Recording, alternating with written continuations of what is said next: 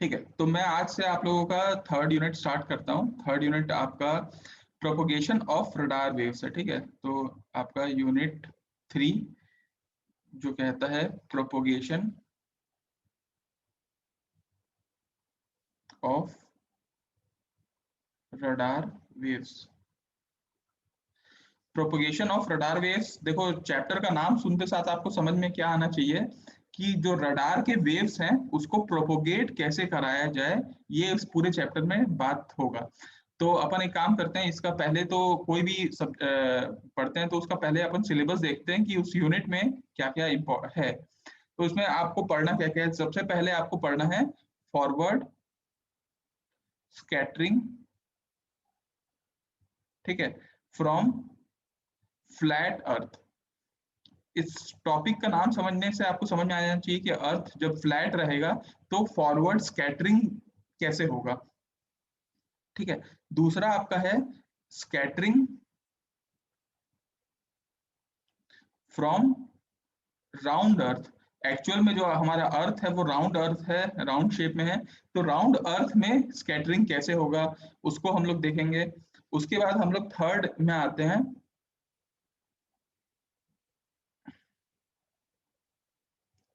Atmospheric refraction. Atmospheric refraction तो आप लोग समझते हो कि रिफ्रैक्शन टर्म को आप लोग भली भांति समझते होंगे। तो एटमॉस्फेरिक रिफ्रैक्शन टॉपिक दिया हुआ है, इसमें हम लोगों को दो टाइप के चीज पढ़ने हैं। एक तो है आपका स्टैंडर्ड प्रोपोगेशन, स्टैंडर्ड प्रोपोगेशन, और दूसरा इसमें है आपका non standard propagation.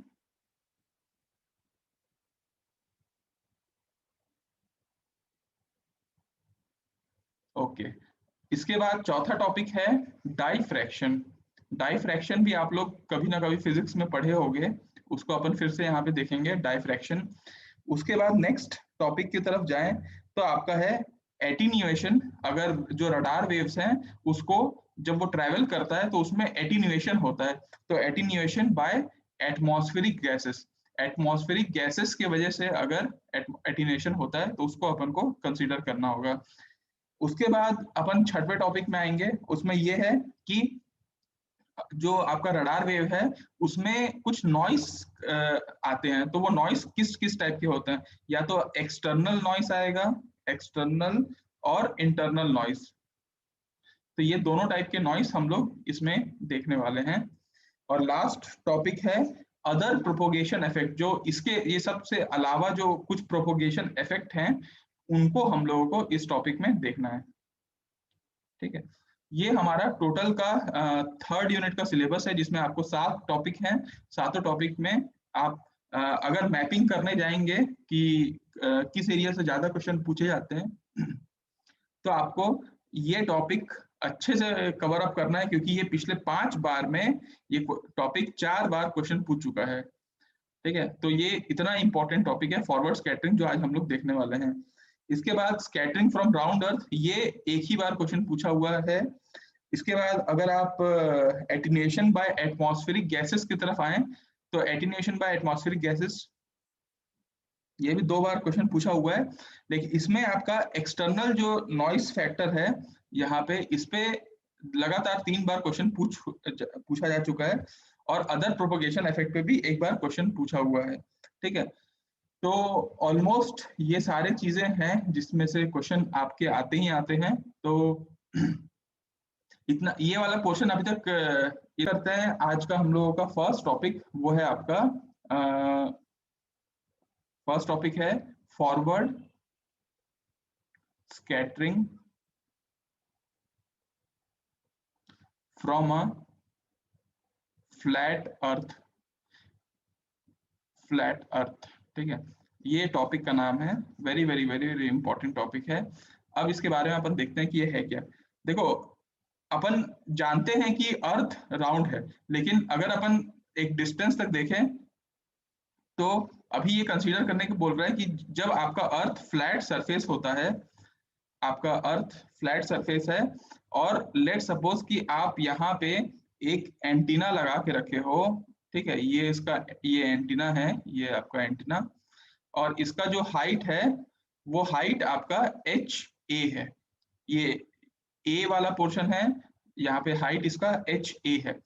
Let suppose यहाँ पे आपका टारगेट था, ठीक है, ये आपका टारगेट है, और इसका जो हाइट है, यहाँ से यहाँ का जो हाइट है वो आपका एच टी है, ठीक है, टारगेट का हाइट टी, एच टी। अब मैं आपको ये बोलता हूं कि देखिए, जब कभी भी यहाँ से एंटीना से बीम रेडिएट होगा तो टारगेट की तरफ एक सीधा एक्सिस जाता है जिसको बोलते हैं डायरेक्ट वेव। मतलब यहाँ से जो वेव गया होगा वो डायरेक्ट एक पाथ बनाता है डायरेक्ट वेव का। और आपको ये पता है कि अर्थ जो कि एक कंडक्टिंग बॉडी की तरह यूज होता है, और हाइट ज्यादा ना होने की वजह से यहाँ पे एक वेव टकराएगा, लेट सपोज यहाँ टकराया वेव, और ये वेव टकराने के बाद ये रिफ्लेक्ट कर जाएगा, और ये रिफ्लेक्ट करेगा, लेट सपोज यहाँ पे, एक सेकेंड होल्ड करना,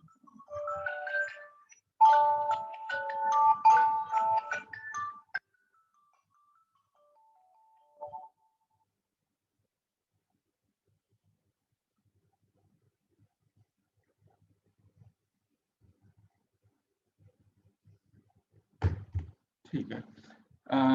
हाँ, तो देखो ये वाला जो वेव है जो यहाँ से टकरा के गया है, एक सेकेंड, पॉज, अच्छा पॉज नहीं हुआ था, ये आपका वेव था रिफ्लेक्टेड वेव।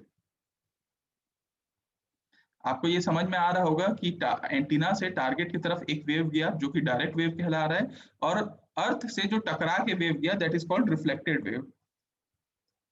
लेकिन आपको ये पता है कि ये एक्चुअली में यहाँ से ऐसा प्रोड्यूस कर रहा है। अगर ये रिफ्लेक्शन है तो आप ये समझ सकते हैं, अगर इसको आप एज्यूम करें कि ये वेव यहाँ से टकरा के यहाँ ना आके इसको आप ऐसा खींच दें, ठीक है, ये इसका अगर अपन एक्सटेंशन देखे हैं इमेजिनरी लाइन देखे, तो बेसिकली आप ये मान के चल रहे हो कि यहाँ पे कोई मान आपका एंटीना कुछ चीज था, वो एक वेव भेजा है जो यहाँ से सीधा सीधा जा रहा है, लेकिन एक्चुअल में है नहीं। एक्चुअल में तो ये वेव यहाँ से टकरा रहा है, लेकिन अगर हम लोग इसको ऐसे प्लॉट करें तो ये ऐसा दिखेगा कि ये इधर से आ रहा है। तो इसको अपन ऐसा बना लेते हैं कि ये आपका ये है, और ये दोनों की हाइट सेम होगी क्योंकि ये एक इमेज फॉर्म कर रहा है रिफ्लेक्टिंग सरफेस के ऊपर। तो अगर ये एच ए है तो ये भी एच ए ही होगा, ठीक है। अब क्या करते हैं, अपन इसका नामकरण संस्कार कर देते हैं, और यहाँ पे ए है तो ये सपोज ये वाला जो पॉइंट है आपका, ये बी मान लेते हैं इस पॉइंट को, ठीक है। और इसको अपन ये पूरा ही इसको पहुंचाते हैं, ठीक है। और क्या नाम दे दें अपन इसको, इसको दे देते हैं अपन एम नाम, ठीक है। इसको अगर ऊपर वाले को ए दिए हैं तो इसको अपन ए डैश दे देते हैं, ये ए डैश हो गया। और बाकी तो सब ठीक है। एक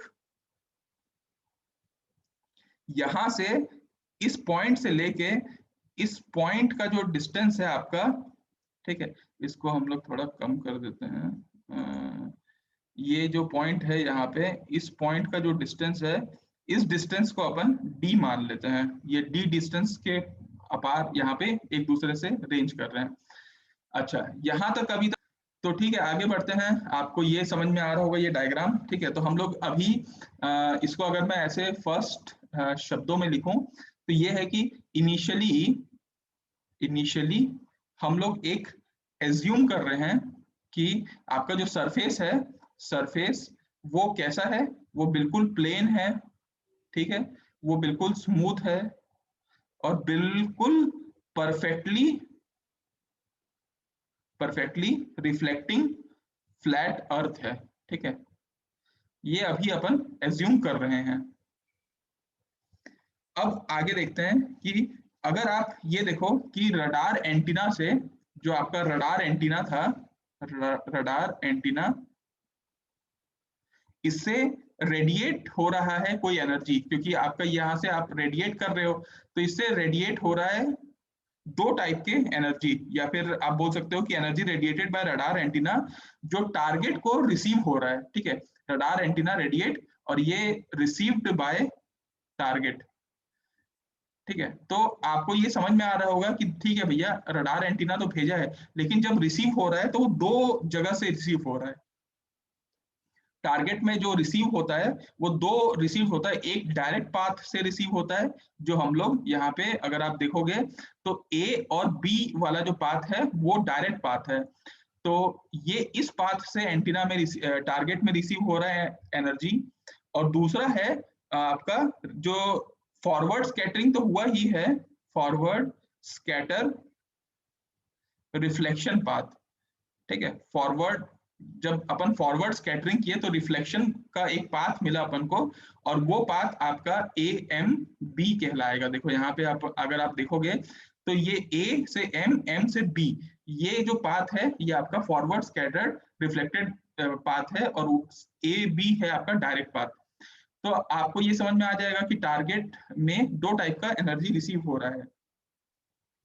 ओके, अब अगर टारगेट में रिसीव हो रहा है एनर्जी, यहाँ पे आपका अगर टारगेट था तो यहाँ से एक डायरेक्ट वेव मिला, एक टकरा के मिला, तो इससे ऑब्वियसली चीजें रिफ्लेक्ट भी तो होंगी। अपन को तो रडार में रिफ्लेक्शन का ही काम है, मतलब जो इको हमको वापस मिलेगा उसी का अपन इंटीग्रेट करके उसी को अपन प्रोसेस करेंगे। तो मेरे मतलब ये इस हिसाब से अगर आप देखो तो जो सिग्नल रिफ्लेक्ट होके टारगेट से आ रहा है वो भी दोनों पाथ से आ रहा होगा, एक यहाँ से भी आ रहा होगा और ये इधर से टकराया होगा, ये इधर से भी आ रहा होगा।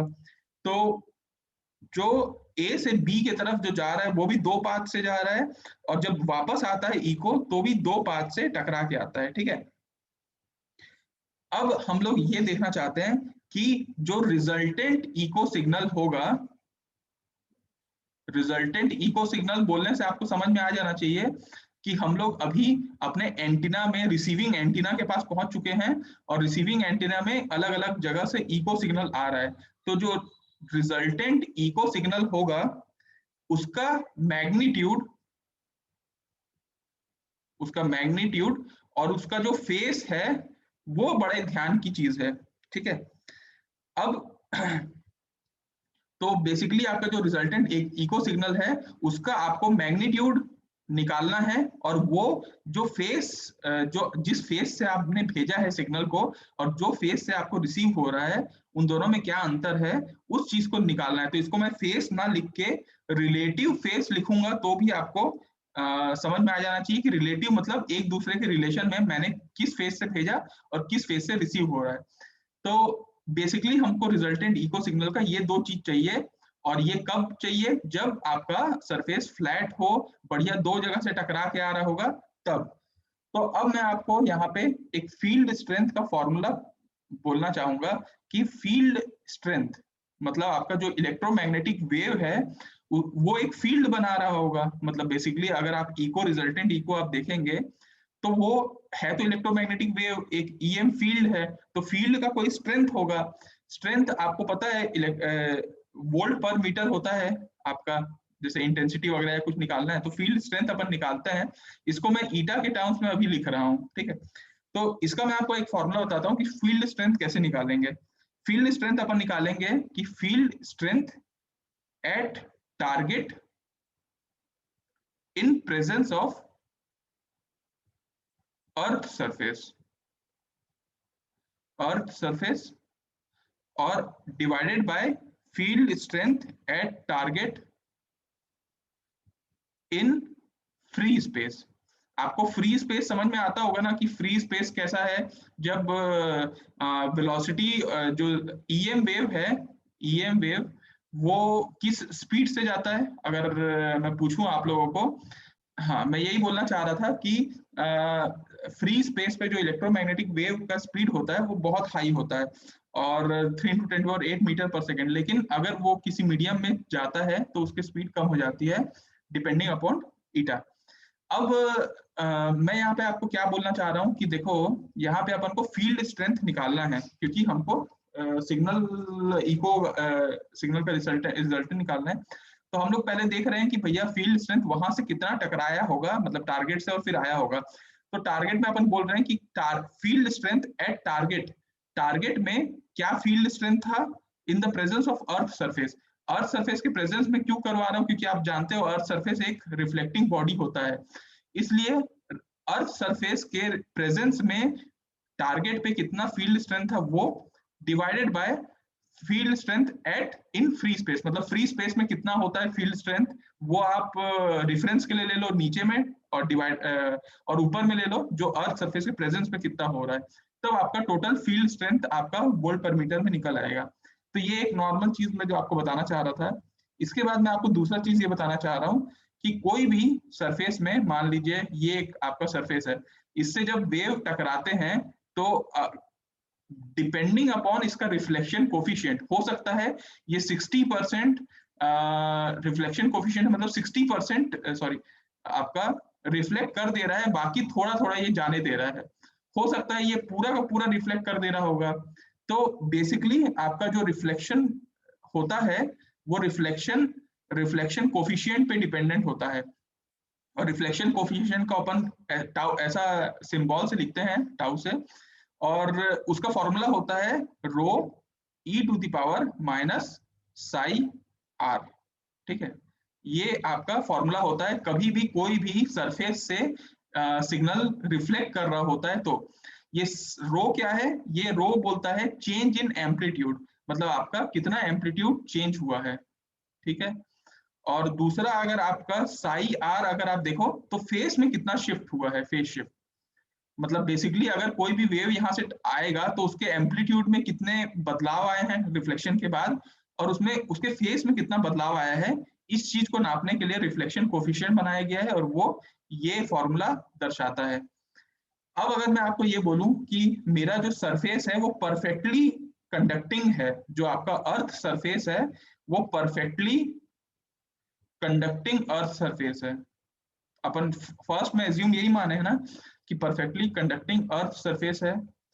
अब अगर आप इसमें देखोगे तो आपको ये समझ में आ जाएगा कि जो ये रिफ्लेक्शन कोफिशिएंट है ये परफेक्टली कंडक्टिंग अर्थ सरफेस के लिए -1 होता है, मतलब कि पूरा का पूरा सिग्नल रिफ्लेक्ट हो जाएगा। -1 का मतलब आप ये बोल सकते हो कि आप मैग्नीट्यूड इसका 1 है और एंगल इसका 180 डिग्री है। क्या मैं ऐसा बोल सकता हूँ क्या? ये सही रहेगा? -1 को ऐसा भी लिखा जा सकता है क्या?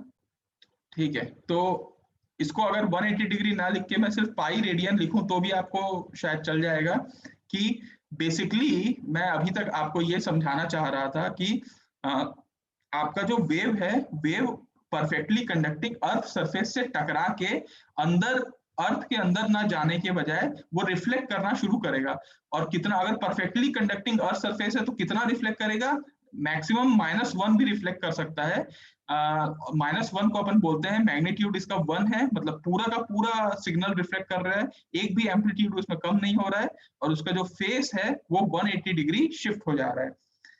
अच्छा, तो अब अगर अपन देखें ये जो एक प्रॉब्लम है ना, ये प्रॉब्लम थोड़ा आसान तब हो जाएगा जब अगर मैं ये बोलूं कि ये जो रिफ्लेक्टिंग है ना, ये जो ए से एम तक जा रहा है और एम से बी में जा रहा है, तो उसको अगर मैथमेटिकली सॉल्व करना है तो आसान बनाने के लिए अपन ये करते हैं कि इसको हम लोग एक्सटेंड कर देते हैं यहाँ तक।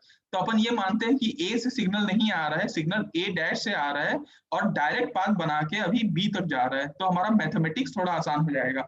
कैसे होगा मैं आपको ये बताने की कोशिश करता हूँ कि अगर मेरे को पाथ लेंथ निकालना है, पाथ लेंथ मतलब समझते हो ना, ए से बी के बीच में जो पाथ है, जो रास्ता है, उसका लेंथ निकालना है, that is called path length. तो अगर मैं पाथ लेंथ ए बी निकालूं तो कोई मेरे को बता सकता है क्या? यहाँ पे अगर मैं पाथ लेंथ ए बी करूं, यहाँ पे मैं छोटा सा डायग्राम आपको फिर से बना देता हूँ आसानी के लिए। ये ए है, ये बी है, यहाँ से आपका डायरेक्ट वेव जा रहा है और यहाँ से आपका इनडायरेक्ट वेव जा रहा है, ये एम है, और ये थोड़ा सा यहाँ पे आ गया तो ये आपका आ गया एम, सॉरी ये आपका ए डैश, ये ए, ये एम बी, और ये यहाँ से यहाँ का जो डिस्टेंस है वो डी है। अब मेरे को कोई बता सकता है कि आप पाथ लेंथ ए बी अगर मैंने निकालना चाहूँ तो कैसे निकाल सकता हूँ? आप देखो कि ये एक रास्ता है, और अगर इसको मेरे को ये इसका लेंथ निकालना है, इसका लेंथ निकालना है तो मैं क्या कर सकता हूँ, एक मैं यहाँ से एक ट्रायंगल ले लेता हूँ।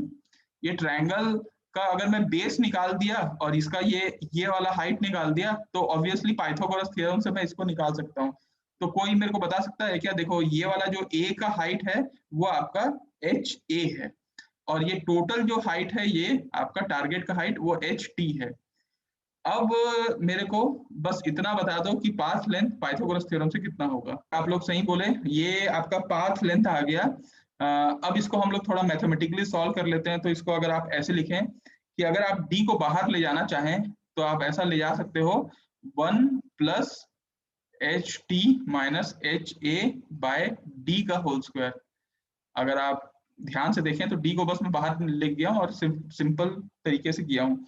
अगर आप ये देखें कि आप टेलर्स थ्योरम वगैरह यूज करते थे तो उसमें आप क्या करते थे, इसको अगर सॉर्ट आउट करना चाहें तो अपन क्या कर सकते हैं, सिंपल 1 प्लस ये जो स्क्वायर है आपका, ये आपका स्क्वायर तो रहेगा ही H T minus H A का स्क्वायर। ये जो पूरा अंडर रूट है इसको हटाने के लिए मैं 1 प्लस मतलब 1/2 इंटू डी कर देता हूँ और डी का स्क्वायर तो था ही तो डी का स्क्वायर है। बताओ ये स्टेप समझ में आया क्या? ठीक है, तो आप लोगों को ये समझ में आया। अब मैं ये बोलता हूँ कि इसको मैं अंदर ले जाता हूँ डी को, तो D plus H T minus H A का होल स्क्वायर और यहाँ पे 2 इंटू डी। इतना इक्वेशन है आपका। इस इक्वेशन को हम लोग फर्स्ट इक्वेशन दे देते हैं। लेकिन आप ध्यान रखिएगा कि ये जो mod H T minus H ए है, मतलब कि देखो जो एच टी माइनस एच ए मतलब सिर्फ इतना हाइट आपका छोटा सा हाइट, ये हमेशा बहुत कम रहेगा इसका मैग्नीट्यूड आपका डी से। ये जो डी है इससे तो इसका मैग्नीट्यूड बहुत ज्यादा कम होने वाला है, ये अपन को पता है। ठीक है, तो आपको फर्स्ट पाथ लेंथ निकालना आ गया। अब मैं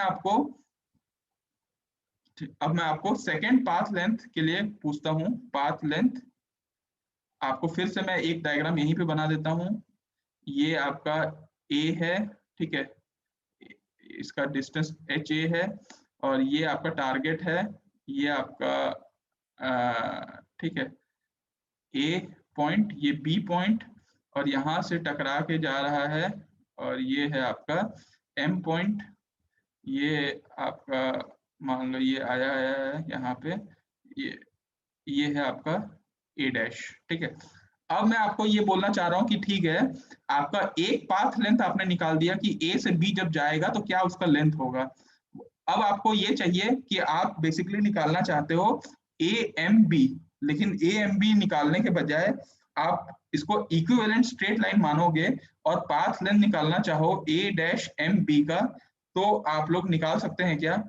अगर मैं बोलूं ये जो हाइट है ये हाइट है एच टी, ये है एच ए है, ये दोनों के बीच में डिस्टेंस डी है और ये भी एच ए हाइट है। अब कोई मेरे को बता सकता है क्या कि ए डैश एम बी का जो होगा, जो कि इक्विवेलेंट होगा ए एम बी के बराबर, वो कितना होगा? कोई देखो सिंपल है।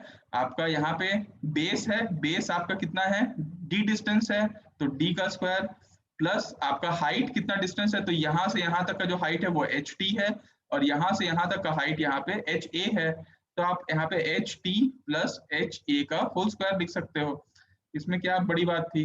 अब आप क्या कर सकते हो, इसको फिर से आप इसका डी को कॉमन ले सकते हैं और आप यहाँ पे 1 plus H T plus H A का होल स्क्वायर कर सकते हैं यहाँ पे, डिवाइडेड बाय आप क्या कर सकते हैं, इसको आप सॉल्व कर लीजिए, डी का स्क्वायर लिख लीजिए और इसको आप थोड़ा सा हटा दीजिए, डी प्लस आप कर लीजिए H T plus H A का whole square by 2 into D.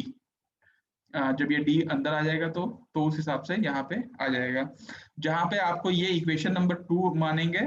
और यहाँ पे भी आपको कंसीडर करना है कि एच टी प्लस एच ए, आपको अगर दोनों को आप कंसीडर कर भी लोगे, दोनों का जो हाइट है वो दोनों को प्लस भी कर दोगे, तो भी ये दोनों 1 किलोमीटर अगर दोनों का डिस्टेंस है तो उसको आप कवर अप नहीं कर सकते। तो एक ये डी से हमेशा इन लोग छोटे ही रहेंगे। इतना पॉइंट सबको समझ में? ठीक है, अब अपन क्या करते हैं, सब्सट्रैक्ट करने की कोशिश करते हैं। Subtracting equation 1 from equation number 2। आप 2 से 1 को सब्सट्रैक्ट कर दो।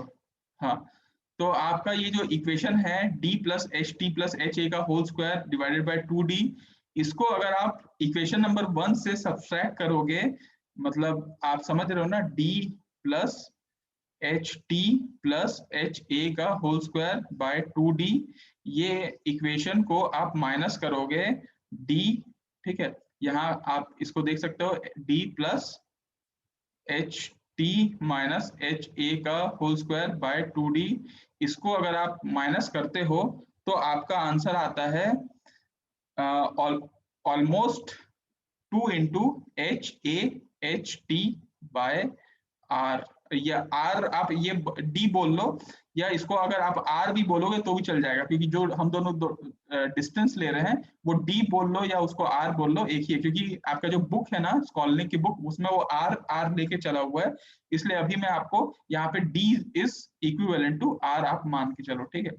तो ये बेसिकली हम लोग क्या निकाल रहे थे, अगर कोई मेरे को बताना चाहेगा कि एक्चुअली हम लोग निकाल क्या रहे हैं, हम लोग निकाल रहे हैं ये माइनस क्यों किए।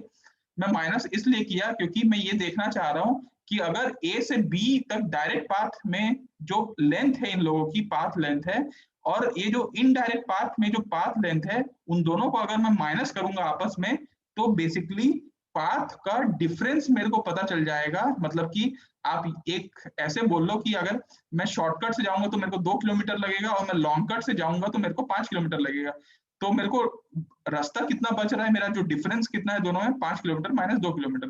तो ये बेसिकली ये जो आपका मैं अभी इक्वेशन निकाल के लाया, ये इक्वेशन पाथ डिफरेंस है, दोनों पाथ में जो डिफरेंस आया वो अभी ये है। तो ये ओके, अब मैं आपको ये बोलना चाहूंगा कि देखो, अगर पाथ डिफरेंस होगा, दोनों का पाथ अलग अलग होगा, तो ये जो पाथ डिफरेंस क्रिएट हुआ है, इससे कुछ फेस डिफरेंस भी आएगा। ऑब्वियसली 2 किलोमीटर चलने में मेरा फेस कुछ ये हो सकता था, और ये ज्यादा चलने में मेरा फेस कुछ और हो सकता है। तो ये जो फेस का डिफरेंस है वो भी पाथ डिफरेंस के वजह से ही आ रहा है, ठीक है। तो मैं आपको कभी एंटीना, अगर आप पढ़े होगे एंटीना एरे वाला टॉपिक पढ़े होगे, तो आपको ये पता होगा कि आप एक बार एंटीना लगाते हो, 2 बार एंटीना, 3 बार एंटीना, तो ये जो आपस में इन लोगों का डिफरेंस है, कभी कभी यहाँ पे आप फील्ड इंटेंसिटी निकालने की कोशिश करते हो कि बेसिकली जो फील्ड यहाँ पे मौजूद है वो इस एंटीना के कारण, इस एंटीना के कारण, इस एंटीना के कारण कितना हो रहा है। तो आपको ये समझ में आता है कि हर एंटीना का लगभग सेम है, बस कुछ मैग्नीट्यूड दोनों में अंतर हो रहा है, और हर में फेस अंतर हो रहा है। और ये फेस क्यों अंतर होता है, बिकॉज ऑफ इसका पाथ अलग, इसका पाथ अलग, तो फेस डिफरेंस होता है पाथ डिफरेंस की वजह से। तो अगर आपको कभी भी फेस डिफरेंस निकालना होगा, तो आपको एक फॉर्मूला यूज करना होता है 2 pi by lambda into path difference. मतलब अगर आपका जितना भी पाथ का डिफरेंस आया है उसमें अगर आप 2 पाई बाई लैम्डा अगर आप मल्टीप्लाई कर देते हो, तो आपको समझ में आ जाएगा कि इसके पाथ में और इसके पाथ में जो फेस का अंतर आएगा वो कितना आएगा, that is called phase difference. तो मैं यहाँ पे पाथ डिफरेंस निकाल लिया। अब मैं आपको फेस डिफरेंस निकालने की कोशिश करता हूँ कि दोनों में फेस डिफरेंस कितना आएगा। तो फेज डिफरेंस आपका आएगा 2 इंटू आपका 2 into H A H T by R, तो था साथ में आप 2 पाई बाई लैम्डा मल्टीप्लाई कर दिए। लेकिन अगर मैं इसको बोलूं कि मैं टोटल फेस निकालना चाहता हूं कि टोटल फेस डिफरेंस कितना हो रहा है, बेसिकली आपका पाथ ए से जाने में और पाथ बी से जाने में टोटल फेज डिफरेंस कितना हो रहा है, तो आप बोलोगे कि भैया दोनों में किलोमीटर का जो अंतर है वो किलोमीटर के वजह से कुछ फेज डिफरेंस आ रहा होगा, तो वो फेज डिफरेंस मैं यहाँ पे लिख लिया। लेकिन आपको ये भी पता है कि परफेक्टली रिफ्लेक्टिंग सरफेस है, तो रिफ्लेक्टिंग सरफेस के वजह से एक 180 डिग्री का फेज डिफरेंस तो अपने आप आ रहा है, क्योंकि वो अपने आप वो रिफ्लेक्ट हो रहा है। तो बेसिकली ये वाला टर्म तो रहेगा ही रहेगा, लेकिन इसके साथ में पाथ डिफरेंस के वजह से जो फेज डिफरेंस आ रहा है वो भी आप शामिल करेंगे। तो बेसिकली आपका जो टोटल फेज डिफरेंस अगर आप निकालना चाहें तो आपका निकल आएगा 4 pi H A H T by lambda into R plus pi, ये है आपका टोटल फेज डिफरेंस दोनों पाथ के बीच में। ठीक है, अब मैं आपको टोटल अपन जो फील्ड स्ट्रेंथ निकालने की कोशिश कर रहे थे वो फील्ड स्ट्रेंथ निकालते हैं जो ईटा अपन देख रहे थे। तो अगर मैं आपको इसका वेक्टर एडिशन बोलूं कि देखो अगर आप वेक्टर की तरह इसको ऐड करोगे तो देखो यहां से एक वेव जा रही है, उसको बोल रहे थे अपन डायरेक्ट वेव। ये आपका जो वेव है ये सीधा सीधा गया, ठीक है, मतलब एक जो वेव है वो आपका सीधा सीधा जाता है। इसके बाद जो, लेकिन उसको पहुंचना कहाँ है, मान लो यहाँ उसको पहुंचना है तो यहाँ तक वो पहुंच जाएगा, अपना सीधे सीधे रास्ते से जा रहा है।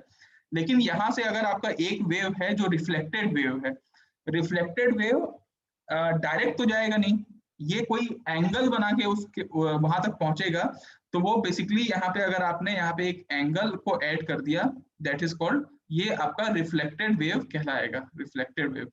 और ये बेसिकली जीरो एंगल के साथ ना जाके ये एक साई एंगल के साथ जा रहा है, क्योंकि ये साई क्या है, ये साई है फेज डिफरेंस का साई। ठीक है, तो ये बेसिकली है। अब आपको क्या करना है, आपको टोटल रिजल्टेंट निकालना है। ठीक है, तो रिजल्टेंट के लिए आप क्या करोगे, इन दोनों को आप ऐड कर लेते हो, इन दोनों को ऐड करोगे तो बनेगा आपका रिजल्टेंट वेव। रिजल्टेंट वेव को अगर आपको देखना है तो देखो बेसिकली यहाँ पे अगर आप इसको देखो तो ये आपका जो है ये दोनों ऑर्थोगोनल है एक दूसरे के, और ऑर्थोगोनल में आप यहाँ पे आप लेट सपोज इसको साइन फाई मान लो, इसको कॉस फाई मान लो, दोनों 90 डिग्री में अंतर में है। अब अपन क्या कर सकते हैं, अगर अपन को ईटा निकालना है फील्ड स्ट्रेंथ, तो अपन क्या करेंगे, डायरेक्ट वेव का जो है वो बिल्कुल जीरो आपका फेज डिफरेंस उसके साथ है, मैग्नीट्यूड इसका मान लो 1 है, जो सीधा सीधा जा रहा है डायरेक्ट वेव। तो आप यहाँ पे अगर इसको पूरा को आपको ऐड करना है कि आप रिजल्टेंट वेव तक पहुंचना है, ये आपको ये पॉइंट चाहिए। ठीक है, ये वाला जो आपको है यहाँ इस पॉइंट चाहिए, तो आप क्या करोगे, पाइथागोरस थ्योरम के हिसाब से ये निकाल के ये आप निकाल लोगे। तो आप यहाँ पे डायरेक्ट वेव को आपको करना है तो आप क्या करोगे, देखो इसको पाइथागोरस थ्योरम में 1 प्लस कॉस साई का होल स्क्वायर कर लो और ऊपर में साइन साई का होल स्क्वायर कर लो। ये आपका, अगर आप इसको सॉल्व करते हो, ट्रिग्नोमेट्री अगर आप लोग को आती होगी तो आप इसको सॉल्व करके 1 प्लस कॉस साई भी लिख सकते हो। इसको आप सॉल्व करोगे तो आपको समझ में आ जाएगा कि ये ऐसा बनेगा।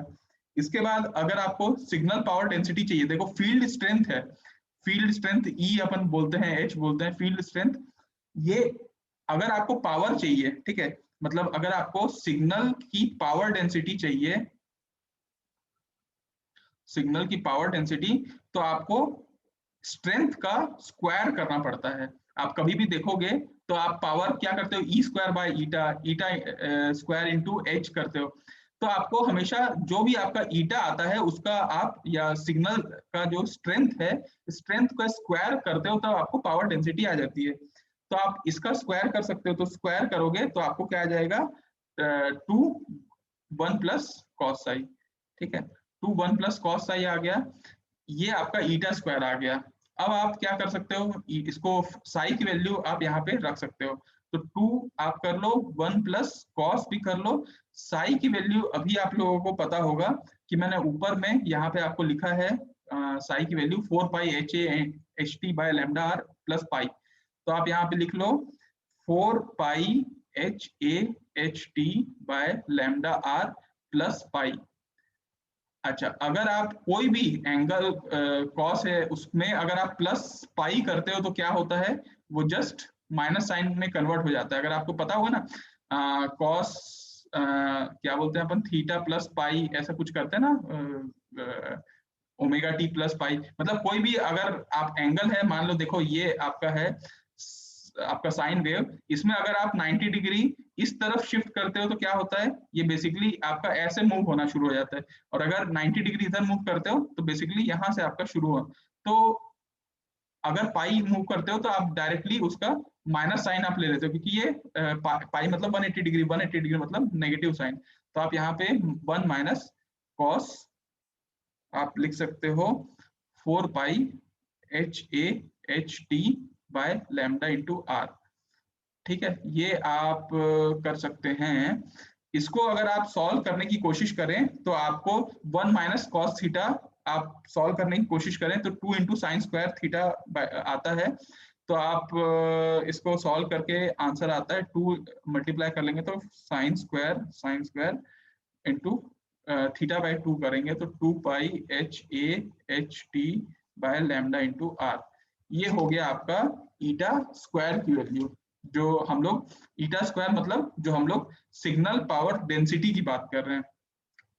सिग्नल पावर डेंसिटी जो आपका हुआ, ये आप जब रिसीव करोगे रेसिप्रोसिटी, जब प्रोपोगेशन में क्या होता है कि जब वहां से टकराया फिर वापस भी आया, तो यही ईटा स्क्वायर जो आपका रिसीव हुआ ये मल्टीप्लाई हो गया, क्योंकि आप दोनों सिग्नल से ले रहे हो, जो सिग्नल रिसीव हो रहा है वहां से। तो आप because of reciprocity in propagation the echo signal power density received at the radar, जब आप इसको रडार से मल्टीप्लाई करोगे सिग्नल को, तो आप यहाँ पे दोनों सिग्नल को ईटा स्क्वायर मतलब इसको टोटल को आप स्क्वायर कर सकते हैं, तो आपका आ गया 16 साइन टू द पावर 4 आपका 2 pi H A H T by lambda into R. Basically ये हम लोग निकाल के आ रहे थे अभी तक। आपको मैं अगर इसको समराइज फॉर्म पे बताऊं तो समराइज फॉर्म में हम लोग फॉरवर्ड स्कैटरिंग की तलाश कर रहे थे कि फ्लैट अर्थ में फॉरवर्ड स्कैटरिंग कैसे होता है। फॉरवर्ड स्कैटरिंग मतलब आगे की तरफ बढ़ना और फिर वापस आ जाना, ठीक है, मतलब जब अपन रिसीव करेंगे तो। और फ्लैट अर्थ माने थे क्योंकि रिफ्लेक्टिंग अर्थ सरफेस है, इससे हम लोग रिजल्टेंट इको सिग्नल का फील्ड स्ट्रेंथ निकालने की कोशिश कर रहे थे। फील्ड स्ट्रेंथ निकालने के लिए हम लोगों को ये चाहिए था कि दोनों के बीच में फेज डिफरेंस कितना हो रहा है, पाथ डिफरेंस कितना हो रहा है। पाथ डिफरेंस के बाद अपन फेज डिफरेंस निकाले, टोटल फेज डिफरेंस समझ में आ गया तो हम लोग वेक्टर एडिशन से उसका जो फील्ड स्ट्रेंथ है वो निकाल लिया और उसका स्क्वायर किए तो अपन पावर डेंसिटी आ गया। और फिर हम लोग उसको यहाँ पे जब रिवर्स में अपन रेसिप्रोसिटी में अपन कर रहे थे तो फिर हम लोग उसको दोनों सिग्नल को मल्टीप्लाई कर दिए, तो इतना आ गया। तो अभी आप लोगों को ये वाला टॉपिक समझ में आया क्या?